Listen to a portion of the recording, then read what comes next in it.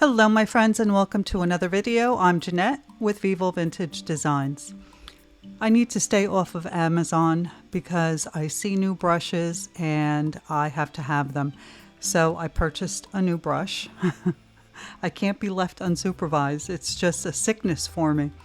I want every single watercolor paintbrush that I find, and well, then I see it on Amazon, and then I go on YouTube and I search how to use the brush, and now I have to have it. So at least this one wasn't really expensive. It was less than $10, I think. It is a Princeton Velvet Touch Angular Shader. It's 3/8 of an inch. And it makes painting a hydrangea, a very loose hydrangea, so easy. So I'm using the, Fluid 100, 100% cotton watercolor paper.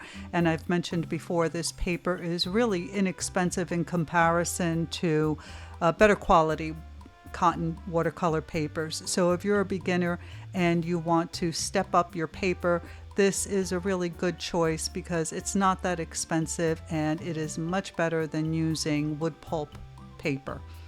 So I'm using my Muño pan paints, and you can see that I mixed very watery pink, yellow, blue, and purple.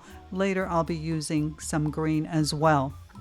And to create these petals, I'm using the brush with the point facing down.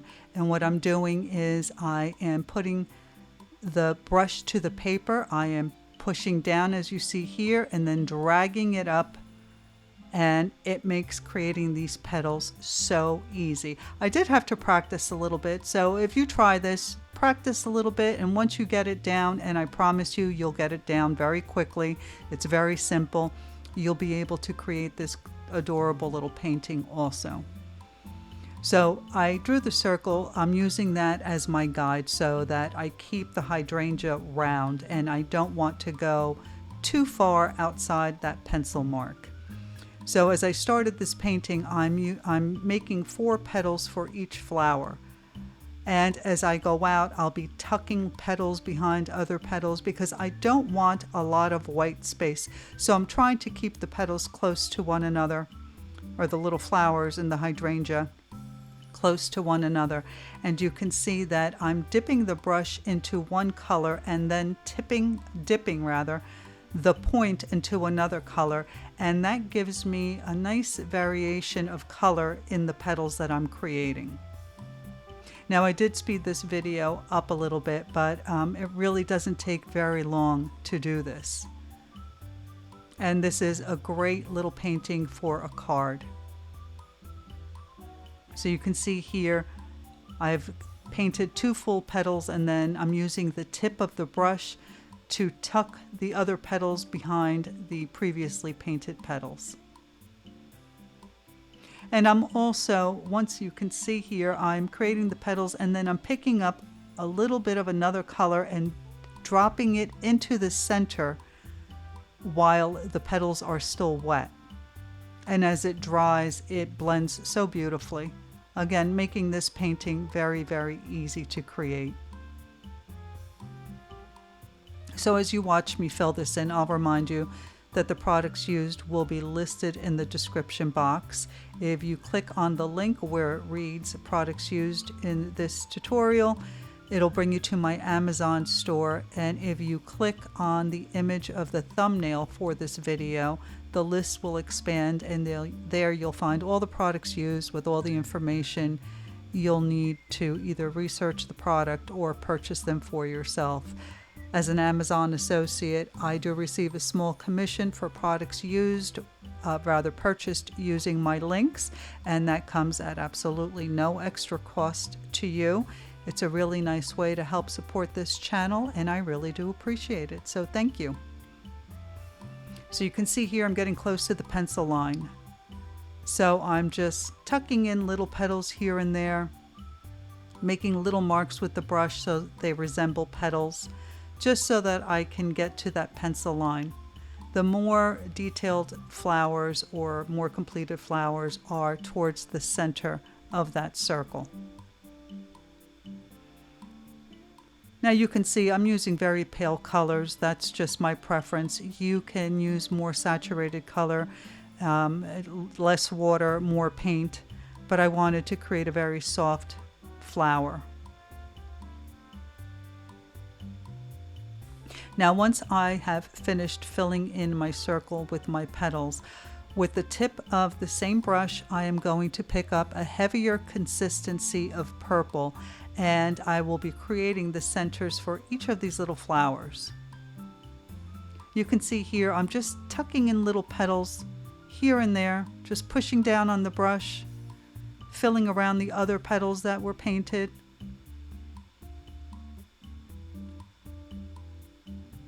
And if you go beyond the pencil line, that's all right. Just make sure that when you trace your pencil line, that you keep it very light if you're using light colors like I am, because you'll be able to see the pencil underneath the paint.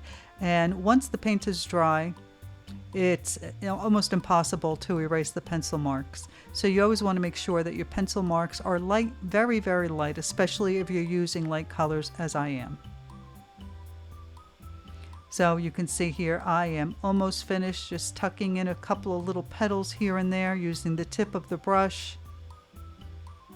And now I'm picking up the heavier consistency of purple, and I'm just going to make a little dot in each one of these flowers.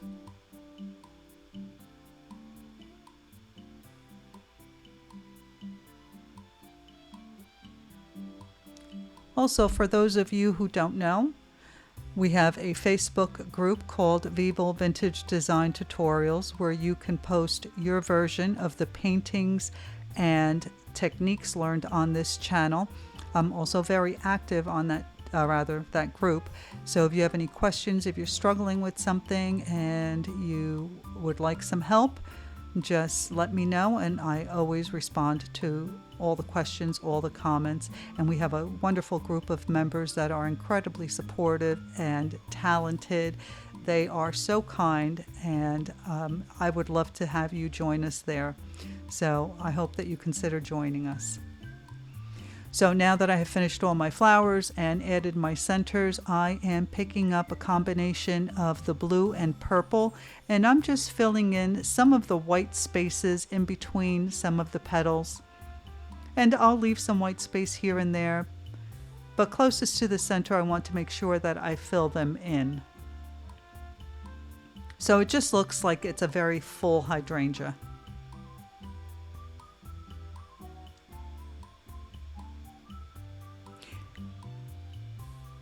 And now I'm using my Silver Black Velvet size 4 round brush to create a few little veins in some of these flowers, but I'm using very diluted paint. I want to keep this very, very soft. So I'm just using the tip of the brush and alternating the colors and creating a couple of little veins here and there, but keeping it simple. Make sure to stick around till the end of the video so that you can see pictures of the finished painting.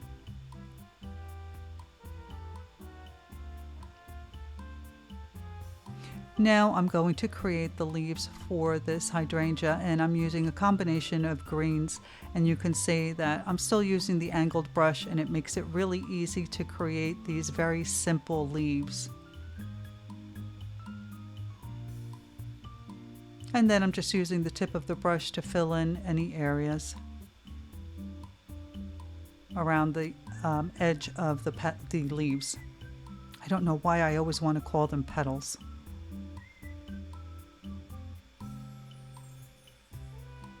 So I'm just pushing down the brush and dragging it across the paper and creating these simple shapes, and then using the tip of the brush to fill in the center.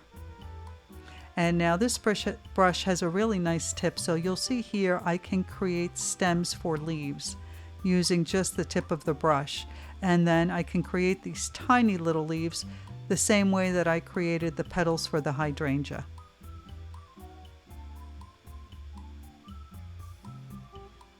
So I basically could have painted the entire thing using this one brush because the tip is really fine.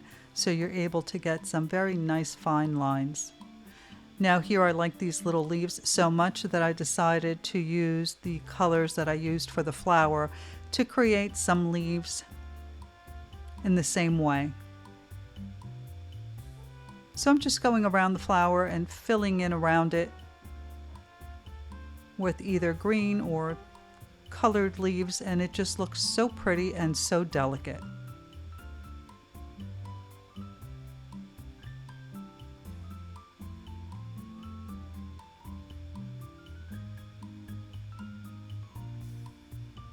So when I'm dipping into the green, I'm putting dipping the brush into one green and then dipping the tip into a different green so that I get those different colors in the petals. It just makes it so easy. Now I'm using the size 4 because I wanted to create very fine stems for the colored petals or leaves. And then I'm using the size 4 brush to create the veins for the leaves as well, just to add a little bit more detail. Now I have plans to paint a watercolor hydrangea, but I'm going to be making it much more detailed than this. And of course I'll share that with you when I begin working on it. And now I'm using the size 4 brush to create these tiny little leaves using the tip of the brush, and then I push down and then lift it back to the tip of the brush, and I'm able to create these tiny little leaves. Well, I hope that you've enjoyed this video and that you give this a try. Let me know if you have any questions, and please don't forget to like, comment, and subscribe. As always, thank you so much for watching, and I will see you in the next video. Bye.